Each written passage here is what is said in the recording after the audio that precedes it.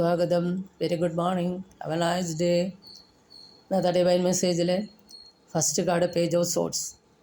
Page of sorts എന്ന് പറഞ്ഞാൽ ഒരു മോഹങ്ങളും ആഗ്രഹങ്ങളും അഭിലാഷങ്ങളൊക്കെയുള്ള ഗ്രേറ്റ് ഐഡിയാസൊക്കെയുള്ള ചിന്തയിൽ ക്ലാരിറ്റി ഉള്ള എന്നാൽ പക്വതയില്ലാത്തൊരു യൂത്തിനാണ് ഇവിടെ കാണുന്നത്. ഒരു പുതിയ തുടക്കങ്ങൾക്കായിട്ട് ജിജ്ഞാസയോടുകൂടി പുതിയ ആശയങ്ങളായിട്ട് പുതിയൊരു തുടക്കത്തിന് വേണ്ടി ഒരുങ്ങി നിൽക്കുന്ന ഒരു യൂത്താണ്. പക്ഷേ ഇവിടെ അശ്രദ്ധയുടെയും അക്ഷമേനെയും കരുതിയിരിക്കണം എന്നാണ് പറയുന്നത്. അതായത് ദീർഘവീക്ഷണമില്ലാതെ എടുത്തു ചാടി കാര്യങ്ങൾ ചെയ്യുമ്പോൾ അത് തൊഴിൽ സ്ഥലത്താണെങ്കിലും റിലേഷനിലാണെങ്കിലും പണസംബന്ധമായ കാര്യങ്ങളിലെല്ലാം അത് പ്രശ്നമുണ്ടാക്കും. അതോട് ദീർഘവീക്ഷണത്തോടുകൂടി ശ്രദ്ധയോടുകൂടി ക്ഷമയോടുകൂടി പക്വതയോട് കൂടിയിട്ട് കാര്യങ്ങൾ മുന്നോട്ട് കൊണ്ടുപോകേണ്ടത് ആവശ്യമാണെന്നാണ് ഈ കാർഡ് പറയുന്നത്.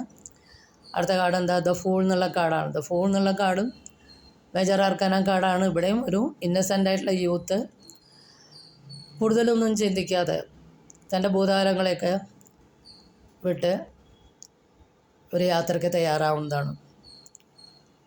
അതായത് കൂടുതലൊന്നും ചിന്തിക്കാതെ മുന്നിൽ വെല്ലുവിളികൾ ഉണ്ടെന്നറിയാം, എന്നാലും അതൊന്നും ചിന്തിക്കാതെ റിസ്ക് എടുത്തിട്ട് സാഹസികതയോടെ ബ്രൈവായിട്ട് മുന്നോട്ട് പോകുന്നൊരു യൂത്താണ്. അയാൾക്ക് സപ്പോർട്ടായിട്ട് ആ മഞ്ഞ കളറും ആ ഡോഗും യൂണിവേഴ്സൽ സപ്പോർട്ടാണ്. അടുത്ത കാർഡ് എന്താണ്? നൈറ്റ് ഓഫ് വാൺസ് ആണ്. എല്ലാം യാത്രയാണ് പറയുന്നത്.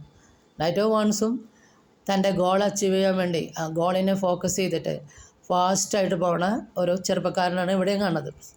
ഇവിടുത്തെയും പ്രശ്നം ഇത് തന്നെയാണ്. എടുത്തു ചാടി ഇയാളും ഭയങ്കര എനർജറ്റിക്കാണ്, അഡ്വഞ്ചറസാണ്, ബ്രൈവാണ്.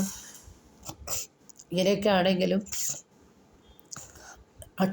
എടുത്തു ചാടി കാര്യങ്ങൾ ചെയ്യും.